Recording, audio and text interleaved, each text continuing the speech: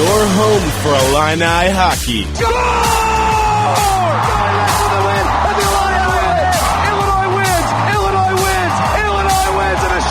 WPGU 107.1. Reporting live from the Big Pond for the first period intermission, I'm Abby Kelsto alongside Cristiano Simonetta and Stephen Cohn, and you're listening to Illini Hockey on WPGU 107.1. Well, head coach Nick Fabrini said it best. This has been one energetic first period. We are up 4-1 with going into the second period, but we have to give the NIU Huskies some credit. This is their third consecutive game. They had a first game on Thursday, yesterday, and again tonight. And their leading scorers out, and I even saw that someone has a fresh cast on their bench. What can we say? What good words can we say about the Huskies? Well, what I like about the Huskies is I've seen a few strong individual defenders tonight. One of them's junior forward Eric Sveda, the other one sophomore defenseman Alex Kolinski.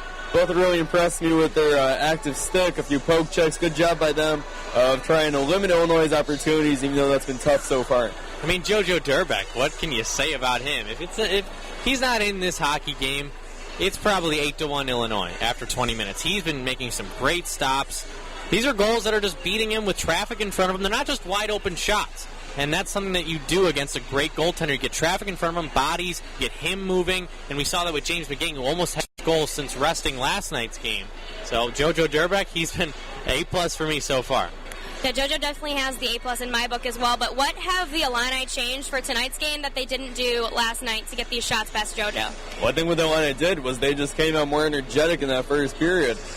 They were kind of lethargic last night's game, just up and down, just going through the motions, it felt like, thinking they would just take away, leave the arena with a win over NIU. That wasn't going to be the case. Had to come out stronger tonight. I saw a lot more hustle guys. Luke Forfar really sprinting down the ice to help them get off to this 4-1 lead. And we saw that tonight when they scored the first goal, when Nick Gooley answered back. The Illini of yesteryear would have probably taken a seat back, and they possibly would have let up that next goal. Instead, it's Eric Cruikshank coming up big. Then it's Eric Salters. That resilience is what I really like moving forward with this hockey team. Yeah, I completely agree. And I also thought that yesterday they didn't put their best foot forward at all. I thought they thought that this team was going to be a walk in the park, and they proved yesterday that they are a team to be messed with. So McGee is back after being rested last night. He's rested because Coach Nick Fabrini believes that he is a key asset to this team. Can the two of you tell me what you think James McGee brings to this team? Well, I think having him out last night, he's got just great stick control, and he's great with the puck, and he's great deking around guys. He also has so much chemistry there. Cruikshank, the two of them together, 51 points now this season, 27 for Cruikshank, 24 for McGing. The two guys have been together for 3 years now, and they work so well together. That's what McGing brings. Yeah, Stephen hit on it in the pregame. This dynamic duo up front for the Illini, it presents a very lofty task for opposing defenses because Cruikshank will beat you with his great wrist shot, and McGing's going to beat you with his hands and cause separation and get pucks to the front of the net. Passes that we don't even dream of him making, and instead it's tape to tape. So obviously he brings a lot of offense, but he's also a leader now. He's an upperclassman of this team with so many freshmen coming into this year. I think we're going to see more of a leadership James McGing, who didn't get an A on his sweater this year when he desperately wanted one. But there is also a gap that we need to consider here tonight. Shaunak Pal is still out, and who do you see standing up to fill that position? Well, we already mentioned McGing, Eric Cruikshank as well, who had an A on his sweater last year.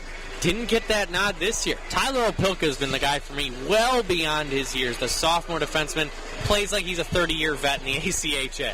And I feel like Cruikshank and McGing not getting that captaincy, it kind of pushed them harder this season to just try to maybe go, you just said, next year we might see McGing or Cruikshank, maybe, or both of them be a captain or alternate captain, but they still have Joey Randall. He's only a junior, so he'll be back. But, yeah. To finish out the intermission, who do you guys think is going to score going into the next period? Come on, Joey Caprio. What are we talking about here, Abby? What a guy Joey Caprio is. He's great off the ice with the fans and the kids that always come up to him, and he signed some sticks last night after the game. Number 5 in orange and gray. Why not? Now I want to see Eric Salters get his 4th goal of the weekend. and maybe over a hat trick tonight. We only got 2 last night. I'm going to have to go to my fellow freshman, Bobby Ernstein. He's been winning a bunch of his faceoffs, and he's been very thirsty for a goal. Other people on his line have also gotten goals, like Luke Forfar, Eric Salters. I think it's about time that Bobby Ernstein gets a goal. Anyways, this has been your second period intermission. I'm Abby Kelsto alongside Cristiano Semineta and Stephen Cohn. Cristiano and Stephen will have the call in just a few minutes. And this has been your Illini Intermission Report for the University of Illinois. Your home for Illini hockey.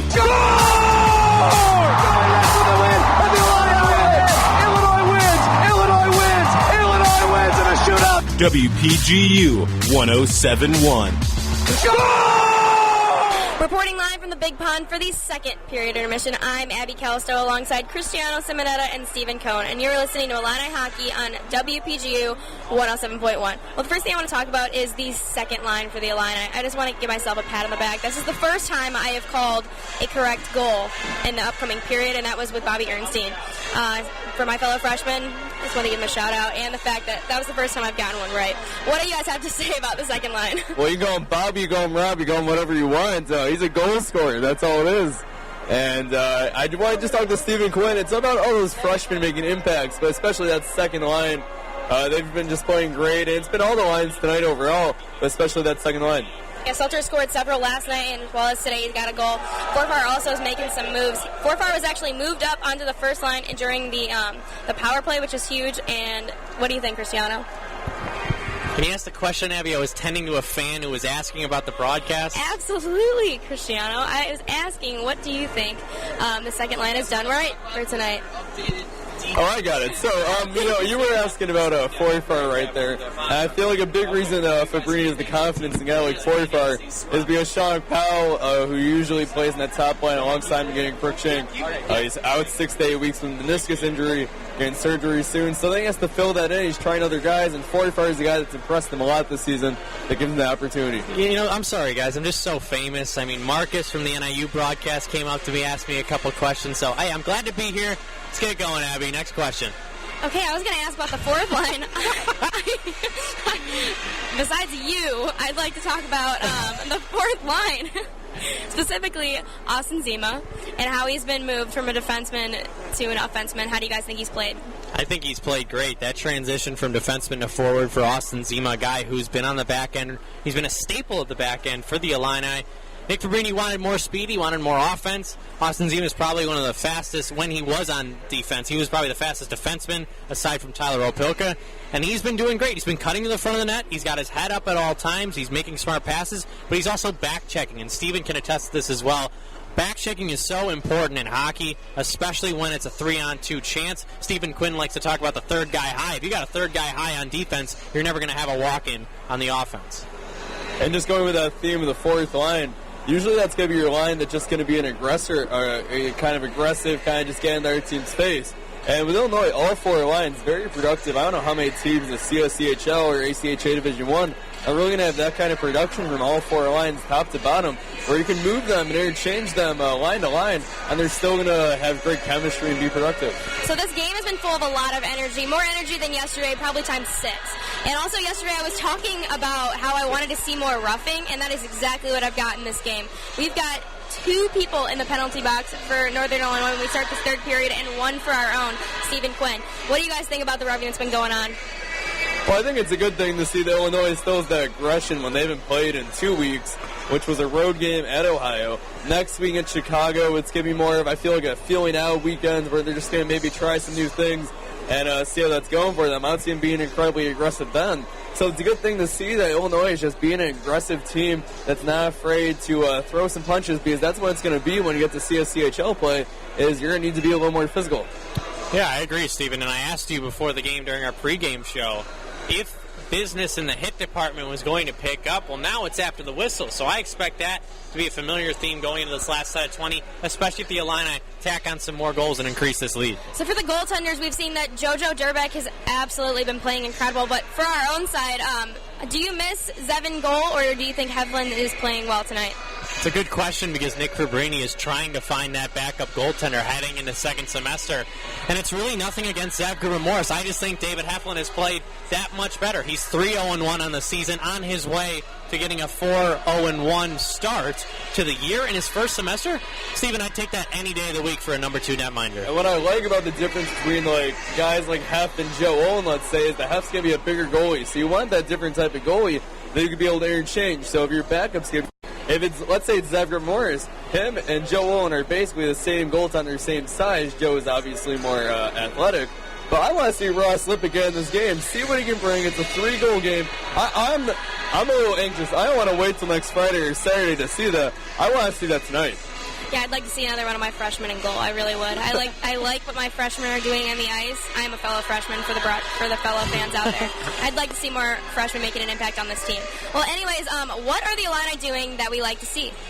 I think it's a collection of things. You want to look at the offense. It's keeping the cycle going and not keeping the pucks to the outside. They're penetrating the inside of the NIU defense. Sure, they're a Division II team, but we've seen what they could do, especially in last night's game, where they don't where they're not run ragged around their own zone and they have all that energy. You're just wearing down the opposition, and that's something when you look forward to second semester against teams like Ohio and Lindenwood, you need to keep the puck as far away from your goaltender as possible if you hope to succeed. And what I like to see them doing is they're having fun, and that's an underrated thing. That when you're playing in this grind of a schedule, you're in the third month of the season at this point, about midway through, and you're playing a Division II team, and then next week you have a club hockey team. You want to see that you're still having fun and not just bored by the game, by the process. And right now, they seem to be having a good time up 6-3. Well, I always like to finish out the intermission report with who do you think is going to score going into the next period? Well, Abby, you said Robbie Ernst. Why don't you lead this off? Okay, well, I think it's going to be Stephen Quinn. And again, another freshman, and I've seen him make a couple attempts tonight, and he did score last night. I think he's going to do it again in the third period. I guess I'm going to have to keep my pick, Joey Capper. You better make me look good, number 5 in orange and gray. That was going to be mine. Then I'm going to stick with mine. Eric Salters, he's going to get that second goal, that 4th of the weekend this period. All right, well, thank you both very much for your insight, and I'm Abby Kelster alongside with Cristiano Simonetta and Stephen Cohn. Cristiano and Stephen will have the call in just a few moments. This has been your Illini Hockey Intermission Report from the University of Illinois Ice Arena.